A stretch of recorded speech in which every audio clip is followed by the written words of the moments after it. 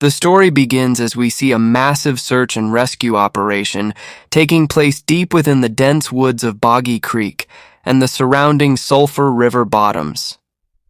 It is late at night, and local police officers are desperately searching for a young boy named David who has mysteriously vanished without a trace. We see the police chief standing beside a truck, studying a map spread across the hood while organizing his deputies into different search teams. He orders his men to cover as much ground as possible before complete darkness takes over the forest. Nearby, David's devastated parents are crying and begging the chief to bring their son home safely. A few moments later, we see the chief entering the woods alongside his trusted deputy, Riley. As daylight continues to fade, they decide to split up briefly in order to search a larger area. Riley takes one path while the chief continues along another route. As Riley moves deeper into the forest, his flashlight cuts through the thick fog and darkness. Suddenly, he notices that the entire forest has gone strangely silent. No birds are singing and no animals can be heard. Everything feels unnaturally still. A moment later, Riley notices a large, shadowy figure standing among the trees. The figure appears far too tall to be a normal human. Terrified, Riley immediately grabs his radio and attempts to contact the chief. However, all he hears is static. The radio signal is completely dead. Before Riley can react, the massive creature suddenly charges out of the darkness and attacks him.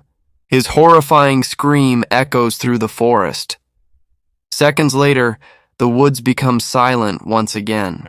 Meanwhile, the police chief hears only a burst of static through his radio and immediately realizes something is wrong. He rushes toward Riley's location as quickly as possible. When he arrives, Riley is nowhere to be found.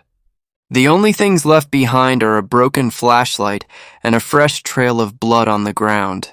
It looks as though something incredibly powerful dragged him deep into the woods. According to local legends, a mysterious creature has haunted these forests for decades. The locals call it the Boggy Creek Bigfoot, a monstrous beast said to stalk the swamps and attack anything unlucky enough to cross its path.